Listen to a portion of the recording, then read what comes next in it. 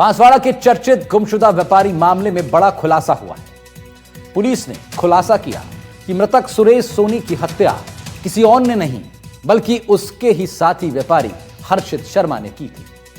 Police अधीक्षक सुधीर जोशी के निर्देशन में गठित एक टीम ने 4 ही दिन में इस रहस्य से पर्दा उठा दिया।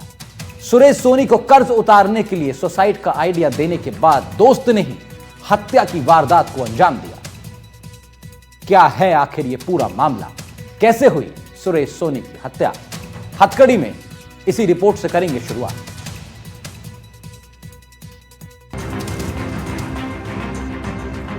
बांसवाड़ा में कुछ दिनों पहले 2 व्यापारी दोस्त अचानक लापता हो गए थे। घटना 8 सितंबर की है। सुरेश सोनी और हर्षित शर्मा कार घर से लेकर निकले और लौट कर नहीं आए, जिसके बाद परिजनों ने गुमशुदगी की रिपोर्ट दर्ज कराई। पुलिस लगातार इस मामले की तहकीकात कर रही थी और फिर 11 सितंबर को माही नदी से सुरेश की लाश और 12 सितंबर को उसी नदी से उनकी कार बरामद हुई। कार से हर्षित के जूते भी मिले, लेकिन हर्षित का कोई अता पता नहीं था। मामला रहस्यमयी था, जिससे पूरे इलाके में सनसनी फैल गई और पुलिस हर्षित को ढूंढने की कोशिश करती रही। तफ्तीश में जुटी टीम ने सीसीटीवी और गुप्त सूचना के आधार पर सुराग निकाले। इसी दौरान खुलासा हुआ कि हर्षित मुंबई भाग गया है और अब पुलिस ने उसे रतलाम से पकड़ा है। पूछताछ में सामने आया है कि हर्षित ने कर्ज के दबाव से छुटकारा पाने के लिए ये खौफनाक खेल रचा। मोटा गांव के व्यापारी सुरेश सोनी पर कर्ज था। हर्षित ने उसे सुसाइड करने का आइडिया दिया। दोनों ने माही नदी में कूदकर जान देने की योजना बनाई। हर्षित ने सुरेश को शराब पिलाई। दोनों कार में माही नदी के किनारे पहुंचे। वहां पहुंचने के बाद हर्षित ने नदी में कूदने से इनकार कर दिया। विवाद और हाथापाई के बाद हर्षित ने सुरेश को नदी में धक्का दे दिया। हत्या को गुमशुदगी दिखाने के लिए उसने कार भी नदी में फेंक दी। पुलिस ने जैसे ही हर्षित को गिरफ्तार कर पूछताछ शुरू की, वो लगातार पुलिस को तरह तरह की कहानियां सुनाकर गुमराह करता रहा। आरोपी से पुलिस ने सदर थाना में, फिर मोटा गांव में कई अलग अलग जगहों पर पूछताछ की, तब जाकर हकीकत सामने आई। साक्ष्यों और कबूलनामे के आधार पर पुलिस ने हर्षित शर्मा को गिरफ्तार कर लिया है। उस पर बीएनएस की धारा के तहत हत्या और सबूत मिटाने का मामला दर्ज किया गया है। दोस्त ने ही दोस्त के साथ धोखा कर उसकी हत्या करी थी। शराब के नशे में पहले उसे शराब पिलाई सुरेश को और फिर पीछे से धक्का दे दिया। पुलिस की जानकारी के अनुसार जो मोटा गांव थानाधिकारी हैं, उनसे बातचीत पर उन्होंने बताया कि प्रारंभिक दृष्टया जो है दोनों पे जो कर्जा था, उन्होंने बाजार से काफी कुछ पैसा ले रखा था, जिसको ना चुकाना पड़े ये कर उन्होंने एक प्लानिंग की थी, षड्यंत्र किया था और दोनों के वहां से कूदने की और मरने की जो है प्लानिंग थी। लेकिन क्या होता है, वहां मौके पर कार को पुल में डाल देने के बाद दोनों के बीच में हाथापाई होती है, विवाद होता है और जो है हर्षित, आरोपी जो हर्षित शर्मा है, वो सुरेश को धक्का दे देता है, जिसमें उसकी मौत हो जाती है और इस मामले में अनुसंधान जारी है। निखिलेश सोनी, एनडीटीवी, बांसवाड़ा। तो बांसवाड़ा का ये मामला आपने समझा। दूसरी बड़ी क्राइम की खबर बढ़ेंगे। कहते हैं मां से बड़ा कुछ नहीं होता। मां अपनी औलाद के लिए दुनिया से लड़ जाती है, लेकिन इसी समाज में एक मां ने ममता को कलंकित कर दिया है। मां ने ही अपनी बच्ची की निर्ममता से जान ले ली। क्या है यह पूरा मामला? हथकड़ी की दूसरी रिपोर्ट में आज बात इसी पर। पहले सड़क पर घुमाया, लोरी सुनाई, गोद में सुलाया और फिर बेटी को मौत के घाट उतार दिया।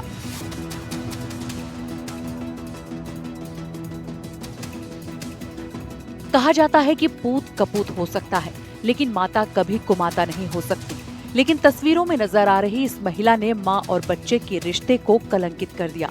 जो बच्चा मां के जिगर का टुकड़ा होता है, उसी जिगर के टुकड़े को इस मां ने अपने हाथों से मौत की नींद सुला दी। जी हां, अजमेर से ऐसा ही सनसनीखेज मामला सामने आया है, जहां महिला ने अपनी बेटी की अन्ना सागर झील में डुबोकर हत्या कर दी। एक महिला ने अपनी मासूम 3 वर्षीय बच्ची को अन्ना सागर झील के गहरे पानी में डुबो दिया और बच्ची की मौत हो गई। बताया जा रहा है बच्ची को लेकर जो प्रिया उसकी मां है, वो इसी डोली पर मंगलवार देर रात यहां बैठी थी और काव्या को गोदी में सुलाया, लोरी सुनाई और जब काव्या गहरी नींद में सो गई तब उसे इस झील में धक्का देकर उसे मौत के घाट उतार दिया। दरअसल अजमेर के दातानगर स्थित किराए के मकान में प्रिया नाम की महिला अपनी 4 साल की बेटी के साथ रहती थी। यहाँ वो अल्केश नाम के युवक के साथ लिव इन में रह रही थी। आए दिन अल्केश और प्रिया के बीच झगड़े होते थे।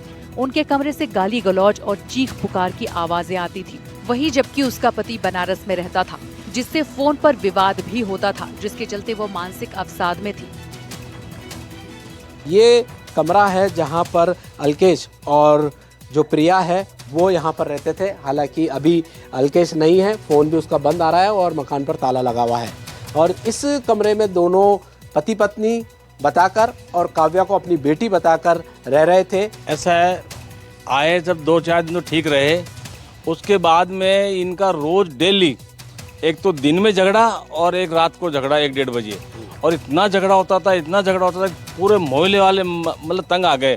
पर मेरे को लोग बोलने लगे आके, बाजू में स्टूडेंट रहता, भाई साहब इनको समझाओ। मैं इतना समझा, रात को 2-2 बजे समझाता था आके, पर ये लोग इनके कुछ जून नहीं रखती थी। शायद यही कारण था कि वो रात के अंधेरे में बच्ची को लेकर निकलती है और आना सागर झील पर पहुंचती है, जहां बच्ची को लोरी गाकर सुनाती है और फिर बच्ची सो जाती है। बच्ची को शायद लगा होगा माँ की गोद सबसे सुरक्षित है, लेकिन कुछ पलों बाद ही उसी माँ ने अपनी बेटी को पानी की गहराई में धकेल दिया। महिला प्रिया और अल्केश गुप्ता जो साथ में इसके लिव इन पार्टनर है, ये दोनों उत्तर प्रदेश से ही प्रेम प्रसंग में अल्केश के यहाँ पर ये महिला निवासरत थी और वहीं पे ये प्रेम प्रसंग में आया। और उसके बाद में ये यहाँ पर अजमेर में आकर रह रहे थे और एक प्राइवेट होटल के अंदर जो है ये अपना गुजारा कर रहे हैं। कुछ आर्थिक तंगी और आपस में जो इनकी रोज़ की जो लड़ाई है पति के साथ में, लिव इन पार्टनर के साथ में, इसके चलते इसने अपने 3 साल की बच्ची का कत्ल किया और इस तरीके से उसको छुपाने का प्रयास किया। अभी जो महिला है उसको गिरफ्तार कर लिया है। महिला को गिरफ्तार कर लिया गया है और 103(1) BNS के अंदर प्रकरण दर्ज कर लिया गया है। ऐसा बताया जा रहा है कि प्रिया मानसिक तनाव से गुजर रही थी। एक और वो अजमेर में लिव इन रिलेशन में रह रहे अल्केश के तानों और प्रताड़ना से टूट चुकी थी। दूसरी ओर बनारस में रह रहे पति राजू से फोन पर आए दिन विवाद उसे अंदर तक खोखला कर रहे थे। फिलहाल आरोपी महिला सलाखों के पीछे पहुंच गई है, लेकिन ये घटना समाज को हिला देने वाली है। माँ, जिसे बच्चे की ढाल कहा जाता है, वही उसकी जान की दुश्मन बन गई।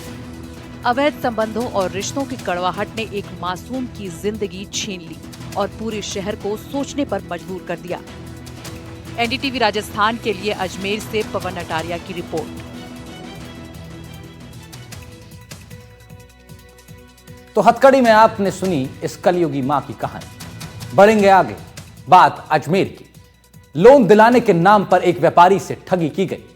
1000 या लाखों की नहीं, करोड़ों की ठगी के मामले का खुलासा हुआ है। पुलिस ने इस मामले का खुलासा करते हुए तीसरे आरोपी को भी गिरफ्तार कर लिया। 2 आरोपियों की गिरफ्तारी पहले ही हो चुकी है। तीसरे आरोपी की गिरफ्तारी के बाद कड़ी से कड़ी मिल सकती है और लग सकती है कईयों को हथकड़ी। क्या है पूरा मामला, ये रिपोर्ट देखिए।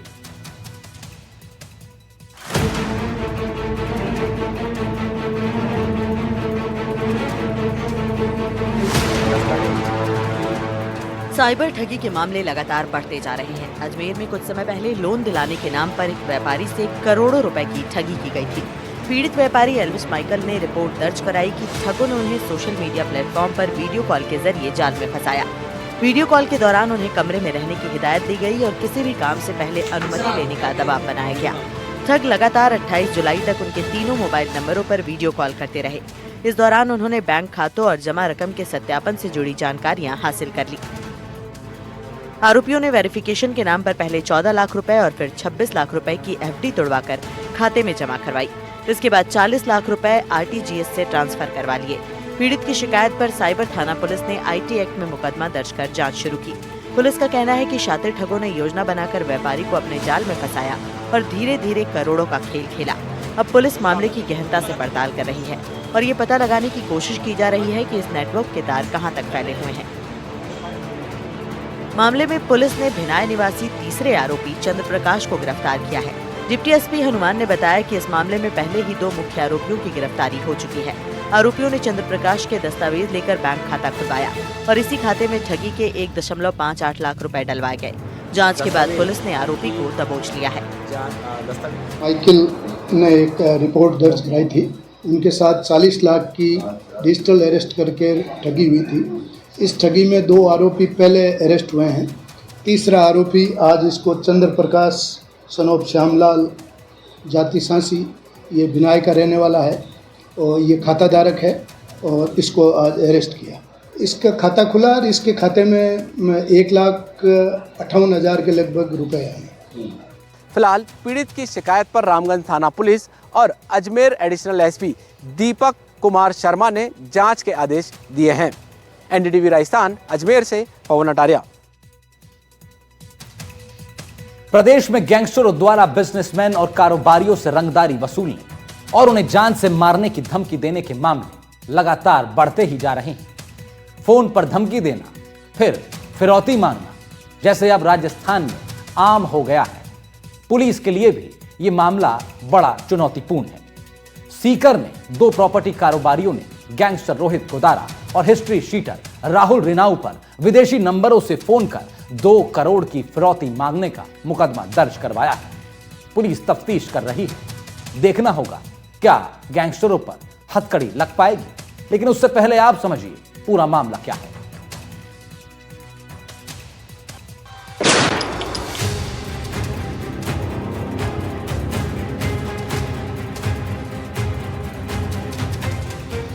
फोन कॉल और वॉइस मैसेज कर फिरौती मांगने और फिरौती की राशि न देने पर कारोबारी और परिवार को जान से मारने की धमकी देने के मामले लगातार सामने आ रहे हैं।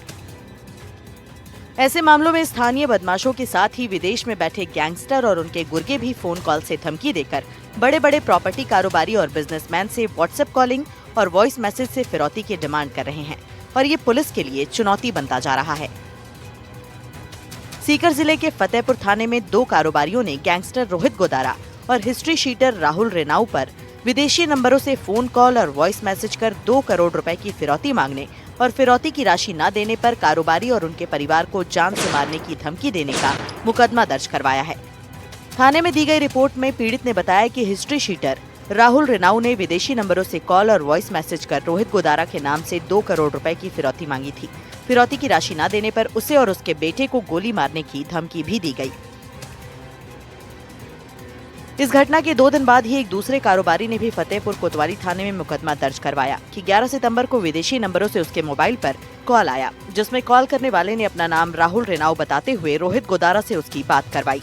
रोहित गोदारा ने 2 करोड़ रुपए की फिरौती की मांग की और फिरौती की राशि न देने पर परिवार को जान से मारने की धमकी भी दी।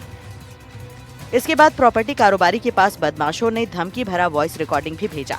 जानकारी के मुताबिक गैंगस्टर रोहित गोदारा और हिस्ट्री शीटर राहुल रेनाऊ दोनों ने विदेश से फोन कर फतेहपुर में करीब आधा दर्जन कारोबारियों से फिरौती की मांग की है और फिरौती की राशि न देने पर धमकी भी दी है। मामले पर एडिशनल एसपी गजेंद्र सिंह जोधा का कहना है कि फतेहपुर थाना इलाके में 4 से 5 लोगों को बदमाशों द्वारा विदेशी नंबरों से इस तरह के कॉल या वॉइस मैसेज किए गए हैं। जिस किसी के पास भी इस तरह के फोन कॉल या मैसेज आए हों, वो तुरंत पुलिस से संपर्क करें। उन्होंने कहा कि जिन लोगों ने इस मामले में पुलिस से संपर्क किया है, उनकी रिपोर्ट दर्ज की गई है और पर्याप्त सुरक्षा व्यवस्था भी उपलब्ध करवाई गई है। फिलहाल पुलिस कॉल करने वाले बदमाशों के साथ स्थानीय नेटवर्क और संपर्क की जानकारी जुटाने में जुटी हुई है। सीकर जिले के फतेहपुर थाना क्षेत्र में कुछ लोगों को रोहित गोदारा और राहुल रेनाऊ इनकी तरफ से कॉल और वॉइस मैसेजेस प्राप्त हुए हैं, जिसमें थ्रेट और एक्सटॉर्शन कॉल की गई है। उसमें से 2 एफआईआर भी दर्ज की गई है और करीब 4 से 5 लोगों को इस तरह के कॉल या वॉइस मैसेजेस प्राप्त हुए हैं। जिन लोगों को भी इस तरह के कॉल या थ्रेट आए हैं, वो लोग तुरंत पुलिस के पास संपर्क करें। जिन्होंने संपर्क किया है, हमने उनका प्रकरण दर्ज किया है, उनको पर्याप्त सुरक्षा व्यवस्था उपलब्ध कराई गई है और यहाँ का जो लोकल नेटवर्क है उस पर हम लगातार काम कर रहे हैं कि किसी भी तरह से यहाँ से सूचना जो पहुँचाने वाले लोग हो सकते हैं या उनसे जुड़े हुए जो लोग हो सकते हैं, उन पर हम लगातार काम कर रहे हैं। व्यापारियों को जो गैंगस्टर लगातार धमकी दे रहे हैं, फिरौती की मांग कर रहे हैं, ये एक पूरे प्रदेश के लिए चिंता का विषय है और पुलिस प्रशासन के लिए भी बड़ी चुनौती है। हालांकि पुलिस इस पूरे प्रकरण की अगर बात करें तो जो स्थानीय नेटवर्क है उसकी तलाश करने में जुटी हुई है और पूरे मामले की तह तक पहुंचने का लगातार प्रयास कर रही है। सीकर से एनडीटीवी के लिए जगदेव सिंह पंवार। हथकड़ी में आज बात करेंगे ऐसे साइबर ठगों की जिनका नेटवर्क पूरे राजस्थान में फैल चुका है। ये ठग इतने शातिर हैं कि इन्होंने बेरोजगार युवाओं के बैंक खातों को ठगी का जरिया बना लिया। पुलिस की कार्रवाई में जो खुलासे सामने आए उसने सबको चौंका दिया है। पिछले कुछ सालों में इन खातों में 200 करोड़ रुपए से ज्यादा का लेन देन हुआ। साइबर ठगी को लेकर हथकड़ी में आज देखिए ये खास रिपोर्ट।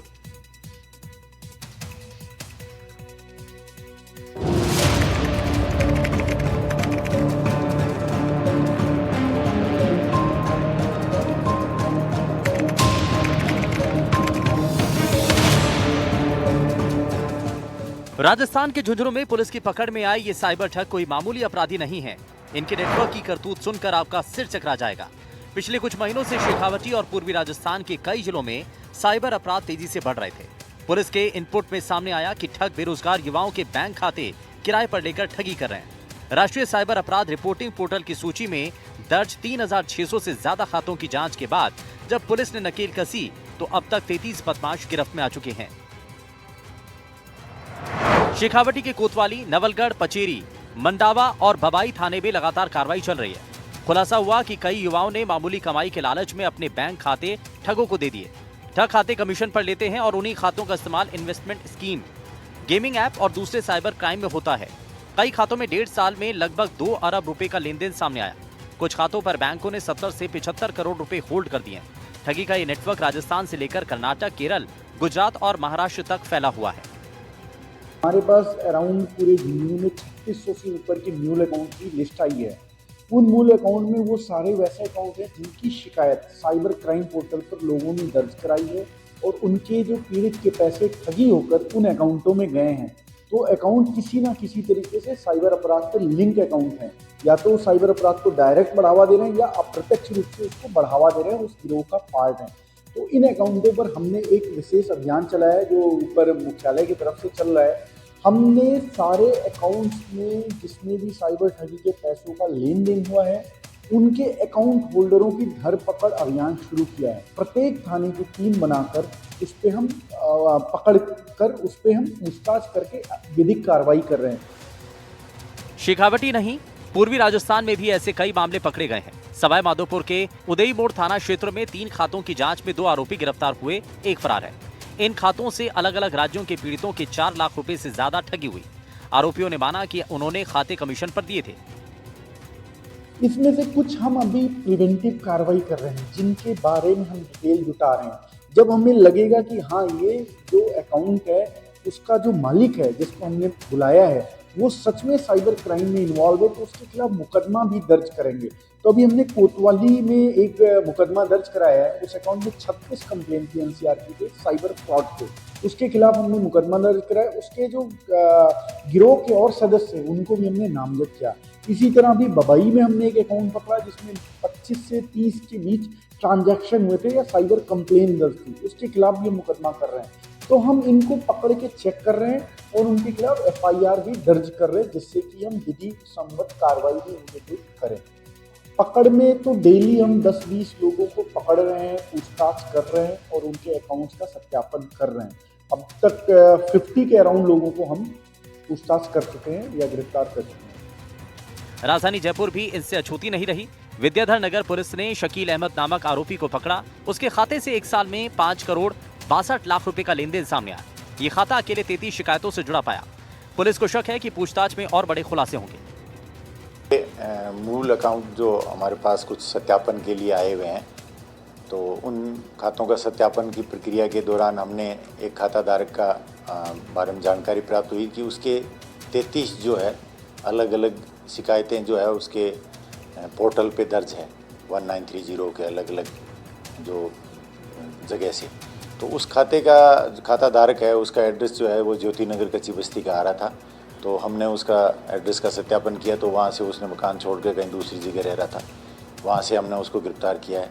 तो कुल उस खाते के अंदर जो संदिग्ध खाता था इसका, जिसके खिलाफ शिकायतें थी, 5,62,000 रुपये का उसके अंदर ट्रांजैक्शन होना पाया गया है, जो अलग अलग लोगों से 5,62,00,000।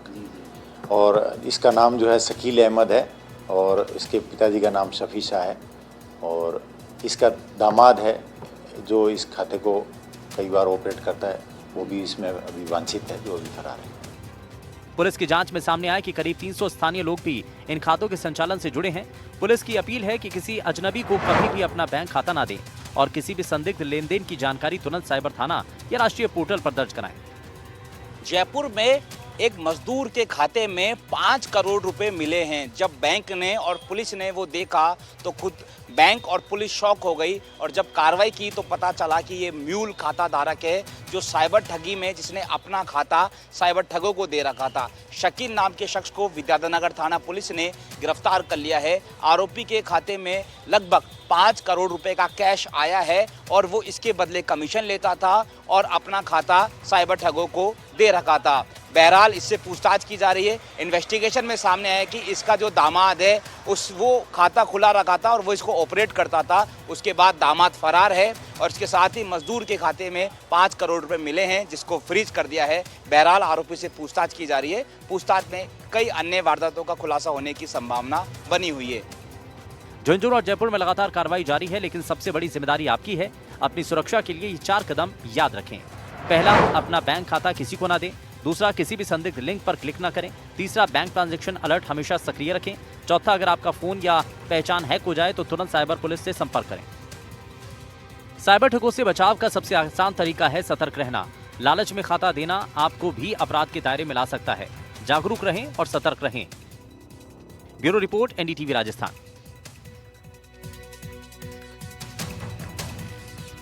तो आप अपना बेहद ख्याल रखिए।